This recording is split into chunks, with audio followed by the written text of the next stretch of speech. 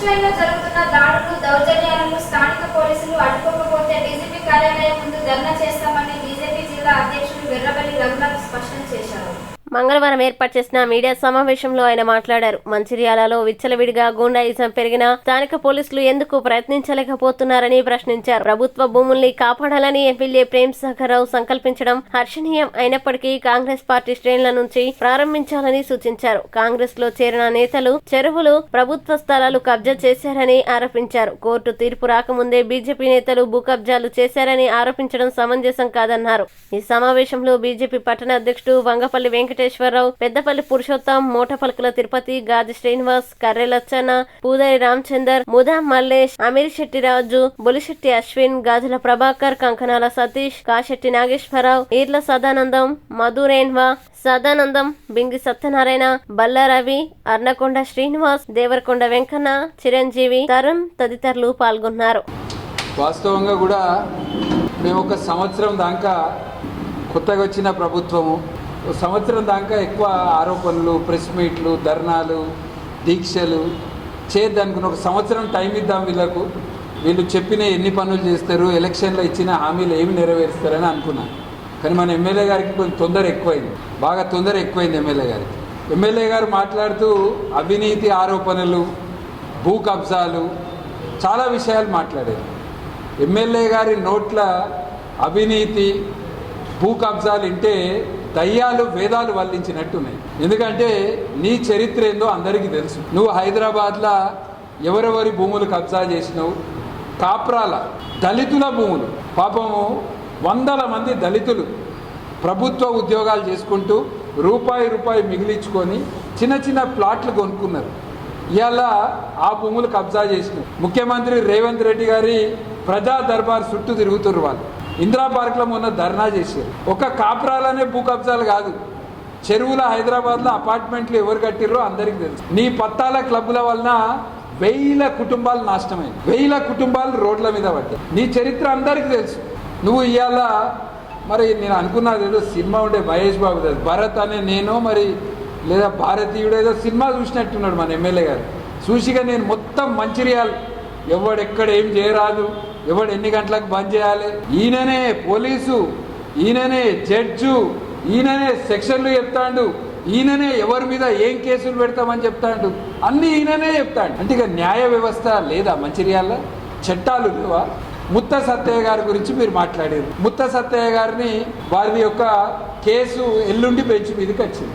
అంటే ఎల్లుండి జడ్జి గారు చెప్పేదాకా కూడా మీకు వినే ఓపిక లేదా? నువ్వే ఎవరో దోషి, ఎవరు నిర్దోషి నువ్వే డిసైడ్ చేస్తావా? అంటే నీకు ఒక ప్రజాప్రతినిధి, ఒక ఎమ్మెల్యే అయి ఉండి నీకు న్యాయ వ్యవస్థ, చట్టాల మీద నమ్మకం లేదా? అందరి మీద అంతే. బీజేపీ నాయకులు బెదిరిస్తున్నారు. ఎవరిని బెదిరించారు? ఎక్కడ పైసలు వసూలు చేశారు? నీ దగ్గర సాక్ష్యాలు ఉన్నాయా? సాక్ష్యాలు ఉంటే నువ్వే తీసుకురా, పెట్టు సాక్ష్యాలు. ఇవాళ వాస్తవం ఏంటంటే మన ఎమ్మెల్యే గారు బాగా ఫ్రస్ట్రేటెడ్ ఉన్నారు. ఆయన చూస్తే నాకు జాలేస్తుంది. ఆయన ఫ్రస్ట్రేషన్కి 3 కారణాలు. మొదటి కారణము, ఎన్నికలల్లో 6 గ్యారంటీల పేర్ల మీద చాలా హామీలు ఇచ్చారు. 6 గ్యారంటీలు అమలు చేయడంలో ప్రభుత్వం పూర్తిగా విఫలమైంది. రెండోది, మంచిర్యాల అభివృద్ధి చేస్తా అని ఎన్నికల సమయంలో అనేక హామీలు ఇచ్చాడు.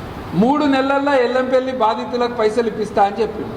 ఇంకో 2 నెలలు అయితే సంవత్సరం అవుతుంది మీ గవర్నమెంట్ వచ్చి. మరి ఇదే ఎల్లంపల్లి బాధితులకు అటు ధర్మపురి నియోజకవర్గంలో మొన్న అక్కడున్న ఎమ్మెల్యే 18 కోట్ల రూపాయలు ఇప్పించారు. లక్ష్మీ టాకీస్ చౌరస్తా నుంచి 2 టౌన్కి పోతానికి 6 నెలల్లో ఫ్లైఓవర్ పనులు ప్రారంభమవుతాయి. ఎక్కడ పోయింది మీ ఫ్లైఓవర్ పని?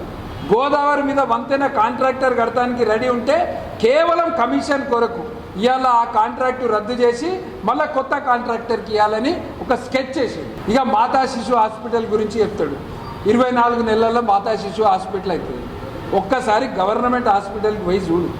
అంటే ఈ 24 నెలలు గవర్నమెంట్ హాస్పిటల్లో కనీస వసతులు ఉండాలన్నా వద్దా?